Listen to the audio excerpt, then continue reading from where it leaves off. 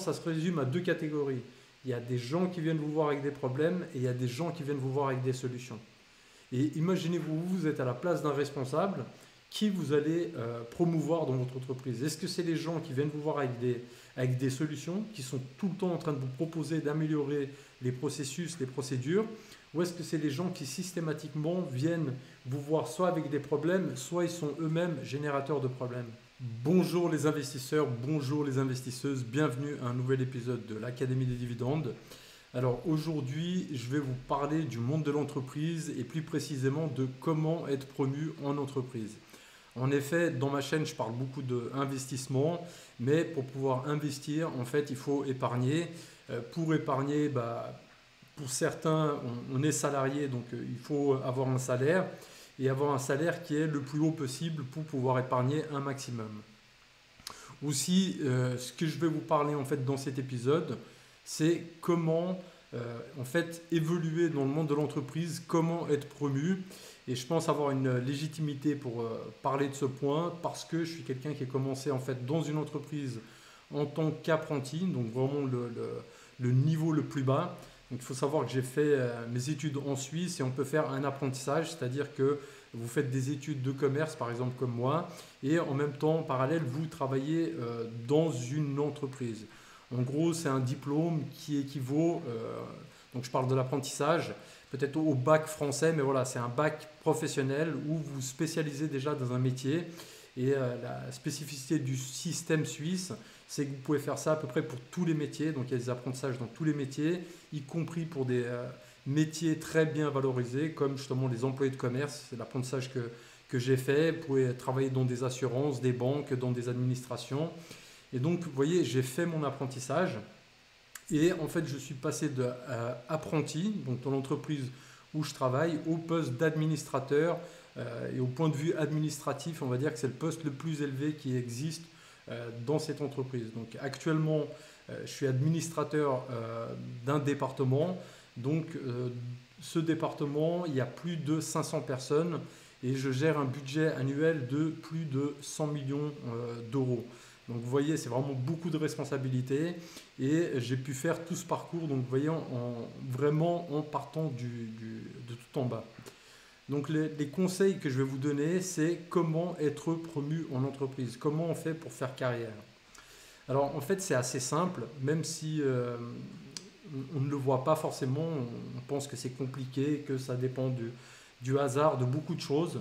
Mais en fin de compte, c'est beaucoup plus simple que ce que vous l'imaginez, même si oui, il faut faire beaucoup d'efforts, acquérir beaucoup de compétences. Mais globalement, c'est pas si compliqué que ça. Et vous allez comprendre pourquoi. Regardez, dans le monde d'entreprise, il y a à peu près 4 types d'employés. Alors, vous avez ceux qui font mal leur travail. Ok, c'est des employés qui ne sont pas très compétents. Vous avez ceux qui font le minimum pour ne pas se faire virer. Donc, c'est vraiment les gens qui font le strict minimum. Vous avez les gens qui font bien leur travail. Et ça, déjà, il y en a moins. Et il y a ceux qui font plus que ce qu'il aurait demandé. Ça veut dire que non seulement ils font bien leur travail, mais font beaucoup plus que ce qu'on leur demande. Et en fin de compte, c'est cette dernière catégorie de personnes qui va finir par être promue. Et pourquoi? Parce que en tant que cadre, vous voyez, moi je suis cadre aujourd'hui, si je dois créer mes équipes, constituer mes équipes, je vais aller chercher ce type de profil, c'est-à-dire les gens qui non seulement ne se contentent pas de faire bien leur travail, mais qui font plus que ce qu'on leur demande. Et plus que ce qu'on leur demande, c'est en fait d'avoir un esprit d'entrepreneur, même si on est en entreprise. Donc ça veut dire que je ne vais pas juste faire les tâches qu'on m'a assignées, mais en permanence, je vais chercher à améliorer le travail et l'entreprise elle-même. Donc ça, c'est se poser des questions. Voilà, quelle procédure est-ce que je peux améliorer? Comment je peux simplifier le travail des collaborateurs? Comment je peux optimiser nos processus? Comment je peux faire gagner de l'argent à l'entreprise? Et ensuite, faites des propositions. Arrivez vers vos responsables, faites-leur des propositions d'amélioration. Alors, ils ne vont pas forcément toutes les prendre, mais en fait, vous allez finir par vous faire remarquer. C'est-à-dire qu'à un certain moment, on va finir par accepter en fait vos propositions d'amélioration. Et tôt ou tard, bah, vous serez promu. Parce qu'en fin de compte, les gens qui sont à un très haut niveau dans l'entreprise, ils vont chercher à recruter des cadres et les cadres les plus efficaces possibles. Et en fait, il y a aussi deux catégories dans le monde de l'entreprise. Et vous allez voir que les derniers dont je vous ai parlé, ils ont cette qualité. C'est qu'en gros, les gens, ça se résume à deux catégories. Il y a des gens qui viennent vous voir avec des problèmes et il y a des gens qui viennent vous voir avec des solutions. Et imaginez-vous, vous êtes à la place d'un responsable qui vous allez promouvoir dans votre entreprise. Est-ce que c'est les gens qui viennent vous voir avec des solutions, qui sont tout le temps en train de vous proposer d'améliorer les processus, les procédures, ou est-ce que c'est les gens qui systématiquement viennent vous voir soit avec des problèmes, soit ils sont eux-mêmes générateurs de problèmes. Donc vous voyez qu'en fin de compte, ce n'est pas si compliqué que ça. Et quand vous faites beaucoup de projets, et surtout si c'est des projets qui ont un impact important sur l'entreprise, ça finira tôt ou tard par se savoir. Donc vous allez finir par vous faire connaître dans votre entreprise et voilà, votre nom il va commencer à circuler, vous allez être apprécié de beaucoup de personnes parce que voilà, vous résolvez beaucoup de problèmes et tôt ou tard on vous proposera d'être promu. Et ce qu'il faut vous dire aussi, c'est qu'il n'y a pas forcément autant de gens qu'on le pense qui veulent avoir des postes à responsabilité parce que vraiment il y a toute une charge de travail, de stress qui va avec.